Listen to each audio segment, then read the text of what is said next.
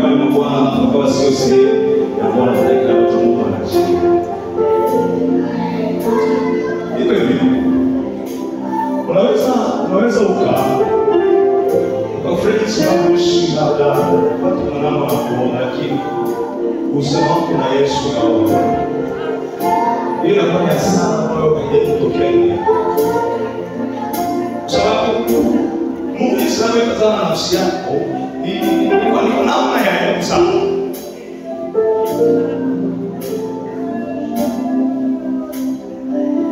Hebu mtu anaweza kukaa kwa jambo hili. Anaweza kuota anaweza kama ukianza kushuka mahali hapa hauwezi kupata ile package kwa sababu ndani ya Yesu.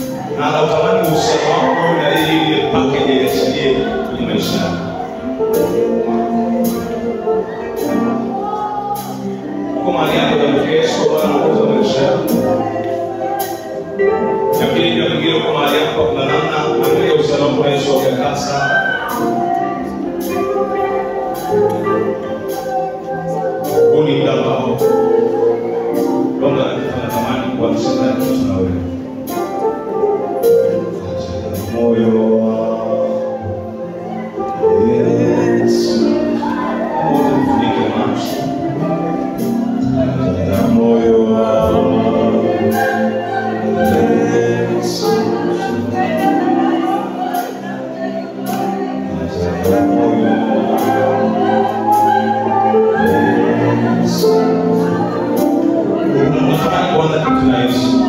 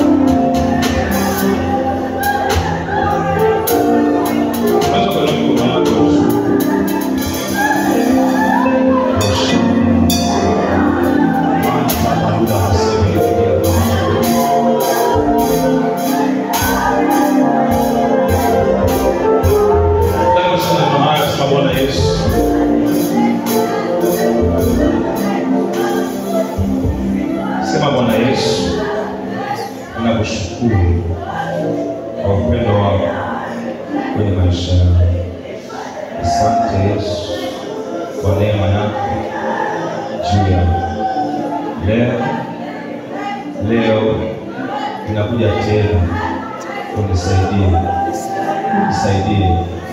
Nisamehe kwa namna yote uko tena kinyume na wewe. Kuanzia sasa mimi ni wako. Ninalikiri jina lako na ninaukiri ubwana wako kwenye maisha yangu katika jina la Yesu. Kuna kitu Mungu anataka kusaidia muda huu ili tunapoendelea na kitu cha mahali hapa connect. Haja ya moyo kama ni moyo wako Yesu.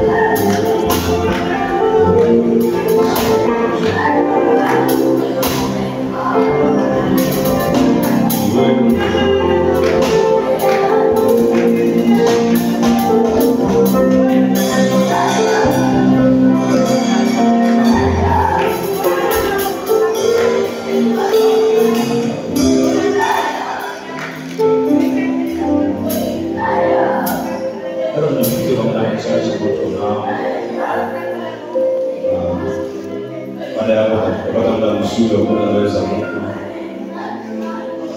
Ndio tuko mbele zake, ataendelea kumimina mbele zake zaidi na zaidi. Roho Mtakatifu ni mzuri na yuko hapa kukusaidia kabisa, hapa kukusaidia.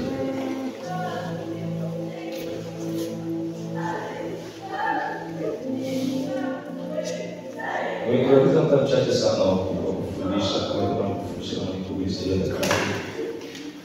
Na tutapata muda wa kusogea ili naweze kuona tutaka huo moto.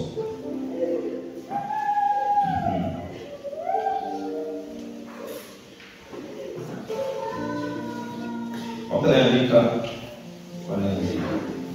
wengine wanasema kuandika kabisa. Kwa nini? Kicho kimeandika waka moto kwa kazi. Waka moto kwa kazi. Waka moto kwa kazi.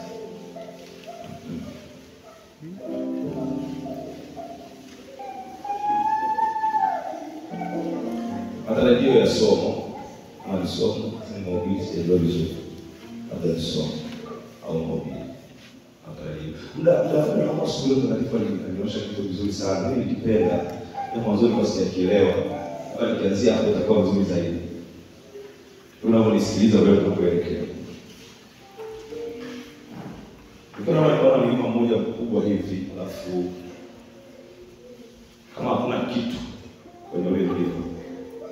Ule mlima kuna miti, stawi vizuri yani umefunikwa. Alafu ghafla nikaona kwenye ule mlima kama tetemeko, alafu ule mlima ukaanza kupasuka. Pale katikati. Nikaanza kuangalia, nikaona volkano kutoka kule chini panda juu ya mlima. Alafu katika kanibia kichwa macho ndio kufanya usiku leo.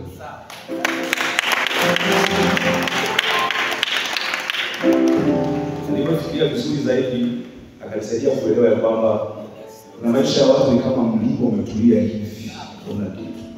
Kumbe ndani kule na volkano. Sasa somo ambalo umenipa hapa kueleza nitakuwa kwa ufupi. Ni kwamba kuna kitu kimo ndani ya mtu aliyeokoka. Kama tunasema hilo, kila mtu aliyeokoka ana Roho Mtakatifu. Na kwa mujibu wa maandiko, Roho Mtakatifu ni Mungu, na kama ni Mungu, Roho Mtakatifu ni moto. Kwenye Waebrania sura ya 12:29 Waebrania sura ya 29. Sasa uniruhusu mimi nifunike tu. Wewe kama utakuwa unaandika utakuwa unakuwa chapa. Tumia muda mchache. Kama unatoa kwenye sijazoea kitu kwa samani. Kama inazogelea sana. Kule kwenye Waebrania sura ya 12:29 anasema maana Mungu wetu ni moto ulao. Lakini neno hilo ambalo limerudiwa kwenye Waebrania sura ya 4 mstari wa 24. Anamzungumzia Mungu kama moto ulao. Na anapomzungumzia Mungu kama moto ulao, wajua kuna vitu vingi na sio kila moto ambao unaweza kula. Kwa anaeleza Mungu ni moto, lakini kwa relation zaidi kama ni moto ambao unaweza kuteketeza, moto ambao unaweza kufanya vitu katika namna nyingine sana. Hasa baada ya kuzungumza hapa ni nini? Tutasaidia kuongeza sauti kidogo. Roho Mtakatifu alipoingia ndani yetu, jambo ambalo alifanya kwetu, aliingia alafu ule moto ukawa ndani yetu. Nilikuwa nikifikiria kitu ya kwamba kuna mtu anaweza kaonekana kama hana moto, lakini ule moto umo ila ule moto hujapanda. Nikafikiria hivi.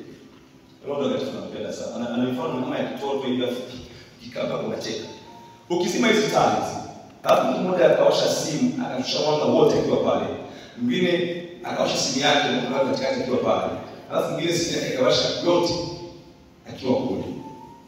Huyu ambaye yuko hapa kwenye simu ule mwanga utaonekana kidogo. Na mazingira usione kwa sababu mwanga uko chini kabisa.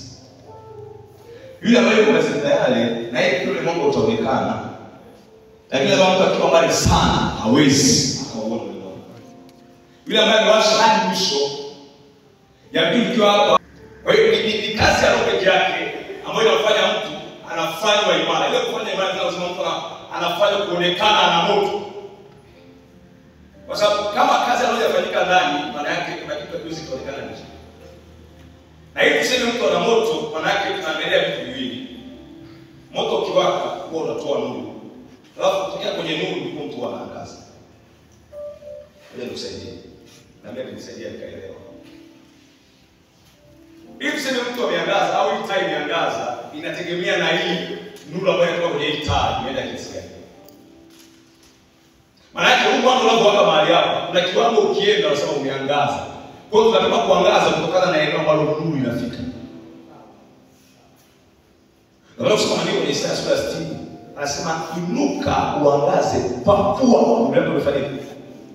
Unaangaza kwa kuwa nuru na nuru haichi kama ndani ule moto haujachochea.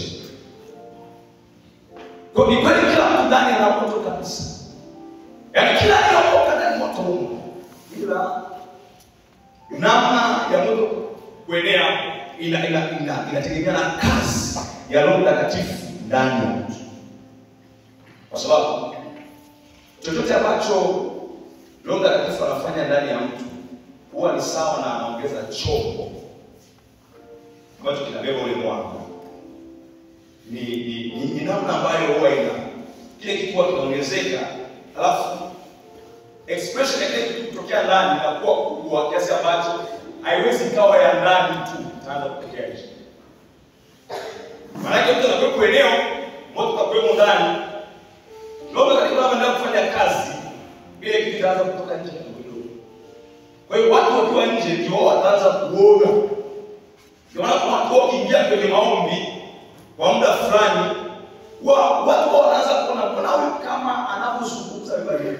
Ile kuzungumza ni sehemu ya neno ambayo inaanza kutoka kwa watu, wanaanza kuangaziwa na vile ambavyo wanazungumza. Ambayo ni matokeo ile kazi ya Roho Mtakatifu ambayo inaanza kufanya ndani. Na hiki kitu ambacho tunasaidia pia hata kwenye eneo la tabia. Kuna tabia ni ngumu mtu kuziacha, lakini kwa sababu tu ule moto haujawaka kisawasawa ndani, utoe nuru afu ndio unaangaza. Asante kwa maana nasema hivi, ndio tunaiangaza mbele watu wapate kujua matendo yenu. Kwa hiyo watu waone matendo yao yanategemea na nuru ambayo inatoka ndani. Na hiyo nuru haitoki kama moto ule uko ndani yako haujachochewa. Yaani moto umo ndio, lakini haujachochewa. Kuna watu ambao wanakaa nao karibu hivi, watakuchukulia kawaida kwa sababu moto ambao umo ndani yako haujatoka nje. Kwa upo ni kweli moto upo, lakini hawaoni matokeo ambayo yanaathiriwa na huo moto ambao umebeba. Lakini Roho Mtakatifu ndani, ila kazi ya Roho Mtakatifu ndani ya mtu. Nikifikiria kitu vile kama nilipozungumza kwenye mstari wa 3 ule wa Isaya sura ya 60, ya kwamba watu wanaenda kwa mtu kufuata Mungu. Yes, yaani watu hawafuati mtu kitu kingine, wao wanafuata Mungu. Anasema na mataifa watainjilia nuru yako. Kwa ule moto wako unapowaka unatoa nuru, watu wanaona ile nuru. Wao wanafuata nuru. Tafuta mtu ambaye anakaa vizuri na Yesu. Utaona mtu mwenye watu ambao wanakuja. Kwa nini? Kwa sababu ile nuru ndani inatoka. Ikitoka watu wanaifuata. Hamsoma maandiko. Jamaa anaitwa Yohana. Yeye ambaye kutoka mjini akaenda kijijini. Tena baba mtu wakai kule. Akaanza kuomba. Ile nuru ilipoangaza, ndio maandiko yanasema mji wote ukamshangilia. Kwa nini? Kwa sababu alipokuwa kule kuna kitu kilichotoka ndani. Kwa watu wanalazimika tu waifuate ile nuru. Kwa sababu ndani ipo nayo, lakini kuna kitu hakijafanyika. Kuna kitu ndani hakijafanyika kuchochea ile kitu. Power ni kabisa. Kwa unayo, lakini kuna kitu bado. Mtu mmoja mzee anasema sasa ile ya Matendo ya Mitume, Mungu anasema akashuka juu yao. Ndio tunazungumza naye nikutana mweleza kwa habari ya Roho Mtakatifu anapokuwa ndani yetu ile. Tunazungumza ile issue ya moto. Kwamba kwenye mazingira ya moto, moto huo unatokea ndani. Kama moto sasa challenge kaja, tuangalie kitu kinakuwaje. Pale kwa sababu moto ushuka kwako. Iko hivi. Moto kutoka mbinguni ili uonekane halisi kwako, lazima ukutane na moto ambao umo ndani yako. Kama kuna namna unaweza ukafurahia kuhudumu kwa sababu effectively okay, asante Roho Mtakatifu. Anapoingia kwako, amesha uhusiano kati ya wewe na yeye. Kwa moto unaanza kuwa pale ndani. Ule moto unapoanza kuwa pale ndani, ili akuamini kwa hatua nyingine, ni matokeo wewe kuchochea ule moto upande ndani, ukue zaidi. Alafu yeye anaunganisha moto tena ambao uko juu. Maana yake kunakuwa ni kama kuna nini? Kama kuna nguzo mbinguni duniani, kitu kina connect pale.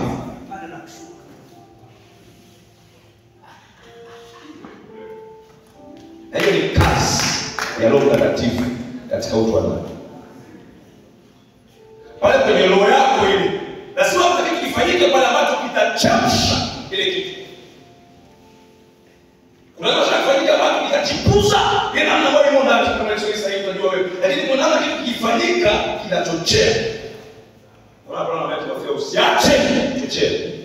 Kuna vitu vinatokea vipi kama vile matokeo yote kwa sababu tu havijachochea.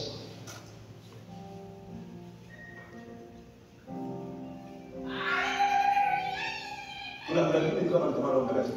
Kuna shida. Kuna wakati wengine ufuatilie vitu ile kirejesha kufuatilia vitu na kuna kazi kama shida nyingi faida. Nifuatilia watu kusoma Mungu nikaona haja Mungu na kutabia hivi mbona wanamtukia katika namna hii? Mbona wao hivi? Swali la Mungu anataka kama sina nafasi ya kufanya kazi ndani yako, hakitafanyika chochote. Kama ile kitu kizuri naanza kuelewa anamaanisha nini? Kwa sababu mwingine akisikia kazi ya Roho Mtakatifu anafikiri yeye kwenda kuhudumu. Ila zaidi hiyo kitu. Kuna kufanyika ndani ya Roho Mtakatifu ana namna ya kusema. Kuna muda wewe unafanya kwenda kuhudumu peke yako. Wewe wala yeye ataka ukae peke yako chini. Wewe na yeye. Alafu kutokea hapo ndipo atengeneze mazingira ndani. Kuna vitu vyakaa sawa hadi kushake kwa namna yake. Kuna vitu kama havijanyooka yeye aanze kuvitengeneza. Kwa sababu ule moto unaanza kuchikuza ndani. Asante Bwana. Ule moto ukichikuza ndani ndio kazi yake wewe unaanza kulalua chochote ambacho akifanya ambacho kimo ndani ya mtu. Ili nuru inapotoka nje iwe halisi.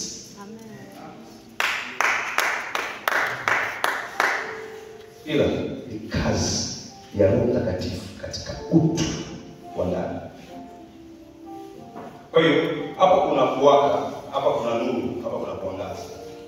Ili utu wake inahitaji kazi ya Roho Mtakatifu ndio utu wa ndani. Ili tuione nuru lazima mtu awe amewaka. Na ili pawe na namna ya kuangaza lazima hii nuru iwe kama pana. Kwa sababu katika kuangaza kuna mahali ambapo kuna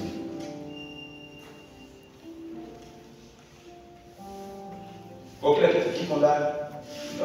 Ina ujumbe mfupi sana. Naomba tuombe tu wazee. Amen. Kwa hiyo yupo kutusaidia. Kwa hiyo alianza kunisumbua. Alafu nilikuwa na kielele cha kuomba. Yes, kuna kipindi tulikuwa tukikaa nyumbani. Mzee anachukua. Mzee alikuwa akienda kanisani medication, kuja nyuma kanisani kwa bado dogo hata wewe ulikuwa unaweka kwa kalabai. Ndio unajua kalabai. Watu waziwazi sana wanajua sana. Leo ilikuwa tukichomoka nao mtaani tukichomoka na kwenda kwenda kanisani alikuwa analiwashia nyumbani. Kuna furaha kuishika kwenda. Sasa mimi napenda vile kuishika sababu kila mtaani watu wote wanakuona. Unafurahi. Lakini ile kwenda kama unajua kuna mzee mmoja sasa hapa kuna mtu nyumbani kwa karibu hajafika mahali hapo. Na mzee boss kunisha master tunazaliwa hadi leo. Yule mzee alikuwa akiingia mishani wakati wazee wanaomba watoto wengi kazini pale kama vile alichukua watoto wangale. Hivi ndio anakuja nasikia. Kwa kuna muda mnamzuka mnafanya kama mnaomba. Kuna wakati tunaenda tunatafuta mabenchi na mnapanda namna ambavyo hata hawezi akatoka kama mlala. Ile kidogo kidogo kwa sababu kuna wakati anawakazia anaweka. Kwa hiyo kama unaanza kuomba hivi. Kuna wakati kama tunashirikishana kuomba. Tusijue kama ile kwa kama utani tuwe kitu kinaanza serious ndani. Kwa muda ume. Sasa unajua sana kwamba tunapoishi wapi na neema ya Mungu iko hapa. Na niko kwa kitu kimoja kwamba kile ambacho alianza kufanya muda ule kiliendelea na ikafika hatua ikawa ni kama amri.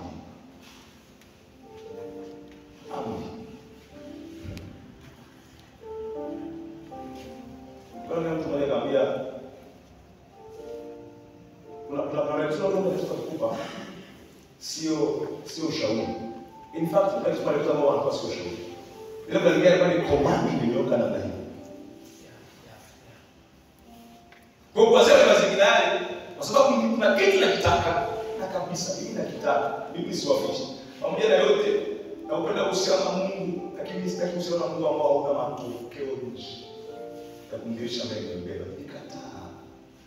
Baba kama unataka sawa, lakini kuna eneo la kupita.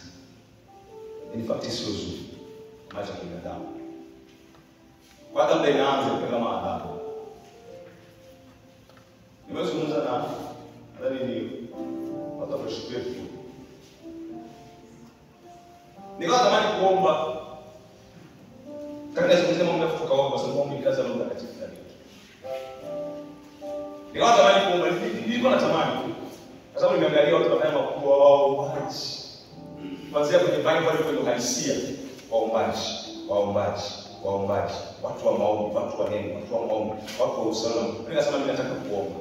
Ila vile ukitaka kuomba sasa unaamka umechoka unafanya nini? Unalala. Kuna mtu anakaa anajifariji. Mambo unaamka unaanza kuomba unajiegesha hivi ndio umeenda. Ukijishtua unahisi kama unalala dakika 2. Afu angalia muda kama masaa 2-3 ulipita pale katikati. Umechoka. Ila unatamani ilianza kuomba Mungu fulani ambayo sio kumshauri kwa leo. Ila nataka kuomba atayaomba. Mwambie Mungu nataka asubuhi niombe. Mungu nataka asubuhi nataka niombe asubuhi.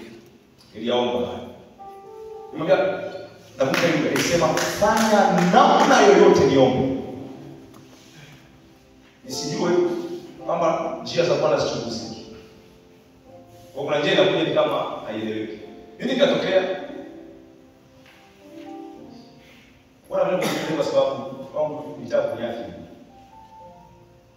Na una investia kwa likizo nyumbani. Alafu kuna mwezi wa 8 huyo. Tumetoka Uchichi ya Kagera, kumbuka vizuri tulikuwa na wazee wetu au wetu. Ya Kagera Muleba. Nimetulia hivi, alafu katokea ghafla. Lolo ile tukaona kama mtu anapiga story namna hiyo. Alafu naangalia ukutani, nikaona mtu anachinja damu inamwagika hivi. Sauti kali ya kuomba ya wazo. Alikuwa ya wazo. Nikaanza kupiga story na mzangu. Ndio fika kulala. In fact mimi ndio ndio kitu pasa sita. Ila nilikuwa naomba mtakatifu. Fanya namna yote niombe. Kwa nikalala.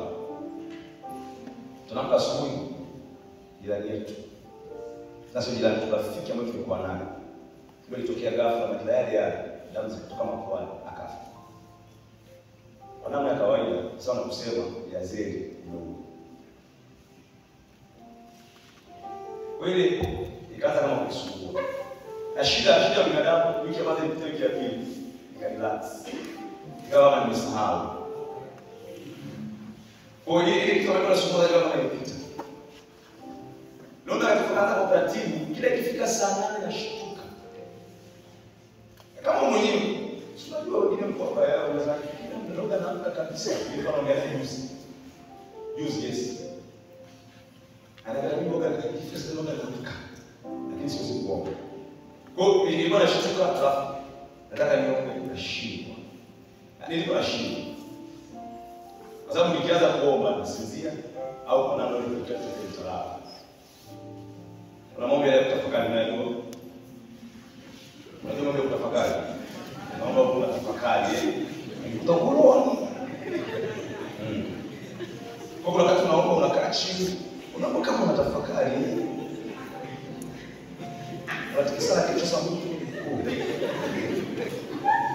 Kwa hiyo kwenye mazingira yale kama ni kama ni kitu kiko serious.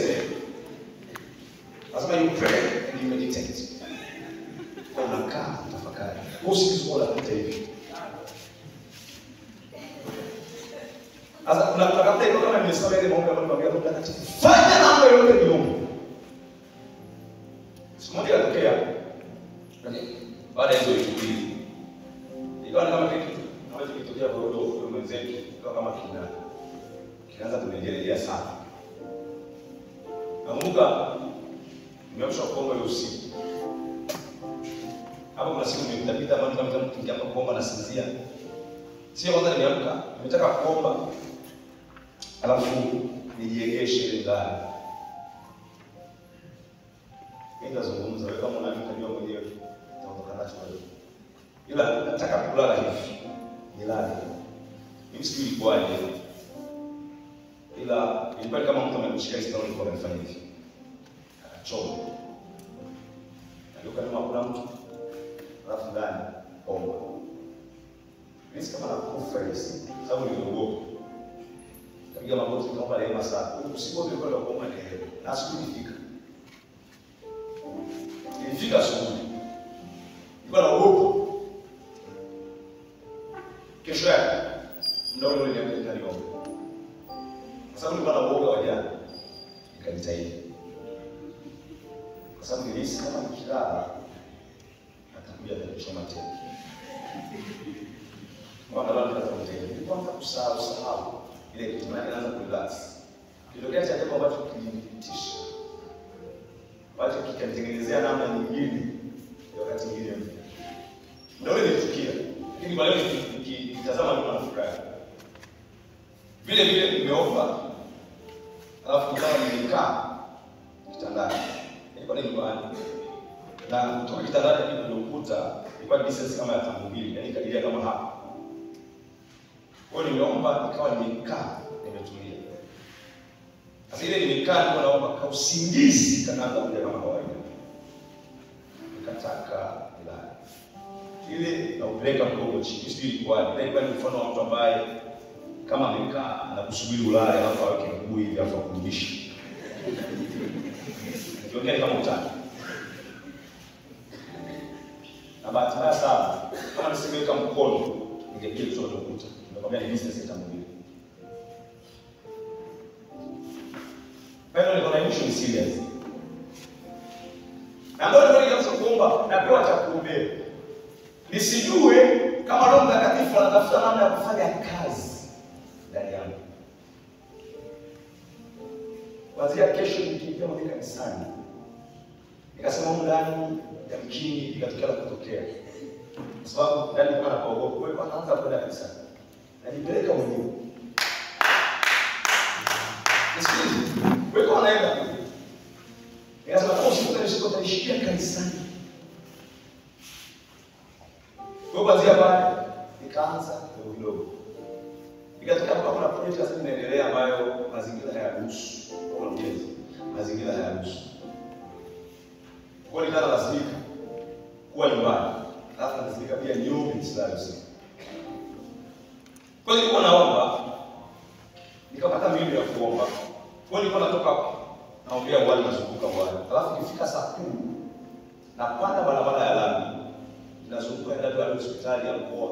Nazunguka hapa miti mwenyewe ndio mazingira yake. Napanda hospitali naenda hadi ya port narudi. Nafika ndio hapo tunarudi nyumbani hapa. Hapo inapofika saa 12. Kwa sababu naogopa nikilala na mkii katika cha kutokea.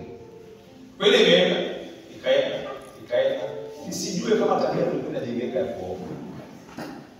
Labda nikapata nafasi pale. Kwa sababu alitafuta kwa hiari kama mdogo.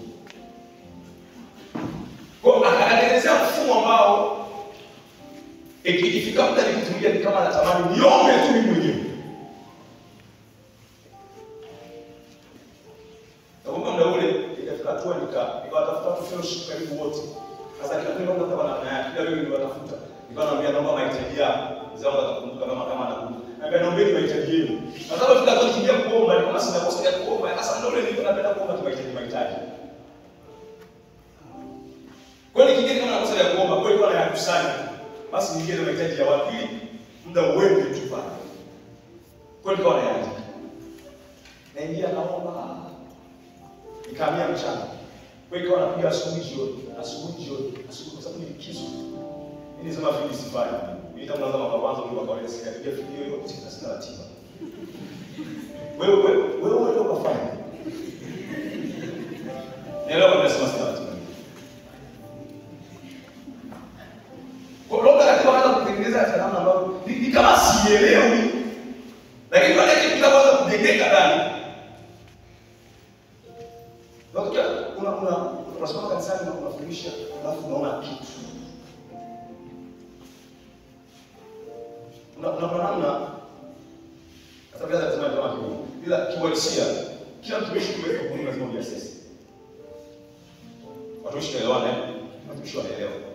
Ukiweza kuona lazima ujiasesi. Kwa hiyo kuna mtu ukimaliza hivi kitu na anasema ila leo Mungu ametembea. Leo Mungu ametembea. Alafu anasema anakuambia siku tunaomba kila siku.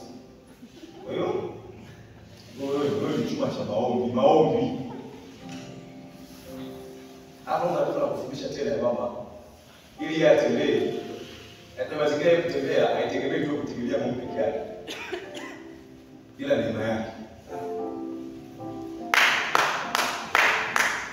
Sasa kwenye hatua kama ile, nilianza kuona vitu. Nikasema ndio kitu zaidi kwa sababu kuna kitu kinafika. Kweli huo muda nimekuja kufundishwa nikiwa naomba. Ila kuna wakati nafika nashindwa. Niongelesha vifungo hapo. Kuna wakati unaweza kupiga 7 kabla, alafu unaanza kushinda 3. Unafahamu na nanielewa. Yaani kuna wakati unapiga 7 yaani safi tu. Kuna mtu mahali hapo sio kupiga 7. Alafu siku ya 6 ndio mkutano pale wa kusifu. Na mbona naimba kwaya? Mimi mwangalia asemekana nguvu gani hapa? Bila kanaimba. Maana nini? Sio hali ya kawaida na neema Mungu kwa watu kufanya hivyo. Amen. Kwa ule ndio nikatamani kujua ya kwamba baba inakuaje sasa kama umna naweza nikomba muda mrefu. Nikomba masaa 10 lakini kuna mtu anashindwa mawili. Kuna mtu anashindwa mawili. Ndio kwanza kunifundisha kitu kwa baadhi ya law kwa neema. Kwa sio kwa namna yako kuna law uweki ndio kwenda kufurahi. Yaani sasa mtu anataka kwa hiyo kitu chochote, huwa kuna leo inaingia ndani yake na mfrani, inamuendesha kufanya kitu. Mtu anaweza siwe tayari kabisa kutembea kwenye maisha fulani ambayo hayataki. Ila kwa sababu kuna roho inaingia na itamdrive. Hii kitu ili uombe, unahitaji roho ya neema na kuomba. Nikasema okay hakuna shida. Kwa hiyo kuna wakati mimi nikichoka kuomba, huwa ninaombea maombi kabla ya kuanza kuomba. Yaani kuna wakati kabla yaani kama ninaanza kuomba nasema hapa ninaomba ili niombe. Yaani kuna wakati tunaamua tunaingia kwenye maombi kitu kimegoma, unaanza kuombea maombi utakayoomba. Kwa hiyo unakuja kushtuka na sababu ile katika haujaomba kile unachotaka kuingia kuomba. Na hapo tunazingatia nini? Hauzingatii kwamba uombe kama kwa kawaida, unazingatia kwa uwepo wa Mungu kwa sababu una furaha. Sasa ile kazi ya roho ndani ambayo inamchochea mtu kuwa vizuri kwenye eneo hilo. Kwa hiyo kutokea pale mimi nikaanza kupata kubadilika. Yes. Sasa ndio kama sima naambia baba yangu fika kwa kama ndo tu. Wewe wana msoma subuhi. Labda pia siniambia ndio na kuma yeye, aloda tu wewe. Ambia mtu mdogo fulani akaita kwa simu. Nikamwambia haya nina nini ya misho. Akamwambia mchungaji. Ndio kama tunaenda kwa mambo. Hapo watu wananikumbusha. Sio kwa sababu niomba sana, kwa sababu kuna neema mbele ya Mungu. Sasa ukishajua kama kuna neema, maana yake unaacha kujiweka sehemu fulani ya juu. Unaendelea kuwa chini ndio kutegemea ile neema. Na maanisha hivi, Roho Mtakatifu anafanya kazi ndani ya mtu. Ile nuru ambayo ni matokeo ya moto ambao umewaka, kwenda kumani matokeo nje. Alafu ile matokeo nje, Roho Mtakatifu anakukumbusha ya kwamba sio kwa nguvu zako, ila ni kwa ile nguvu ambayo inatenda kazi ndani yako. Hata nasemaje kwenye Efeso 20. Hatukuzwe tuweze kufanya mambo hapo ya ajabu. Hapa mshoni anasema kwa kadiri ya nguvu itendayo kazi. Kwa kuna nguvu ambayo iko ndani ambayo inatenda hiyo kitenda kazi. Automatically mtu anaanza kufanya vitu fulani kwa sababu ile nguvu imo ndani. Kwa hiyo mtu wake ulisha sawa. Ili mtu wake lazima nikosee kwenye eneo ambalo Mungu atafanya kazi ndani yake. Ndio naanza kuzungumzia story nikwambia hivi. Kuna vitu kwangu amefanya mbali kama lazima. Maana yake ni hivi. Unaina matokeo ili yawepo na vitu kwako utakuwa ni kama lazima. Moja kitu hiyo ni nini? Kazi ya Roho Mtakatifu ndani yako. Na moja ya kitu ambacho Roho Mtakatifu anataka kufanya kazi ndani ya mtu ni maombi. Mkesha tukisema ni mkesha maombi, je, mngekuja hivi?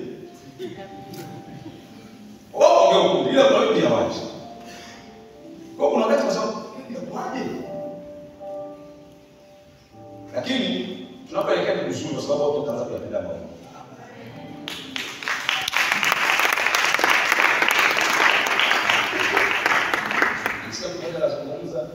Ile kauli usipenda, ile nizungumza tu anafurahia. Lazima ukimwona ile azali la hudumu, wewe ni mtego wa kuomba. Haina shida. Lakini hawatu bila furaha inaomba kufanya kazi ndani. Yaani uende kwenye uwepo wa Mungu, alafu ukitoka wewe na badiliko. Sio unaingia unatoka vile vile. Yaani unakusanyika mahali hapa alafu umetoka shule kwako unakuja alafu kesho unarudi vile vile. Yao unaingia huko. Umeingia na mahusiano hayaeleweki, alafu unatoka Biblia hayaeleweki.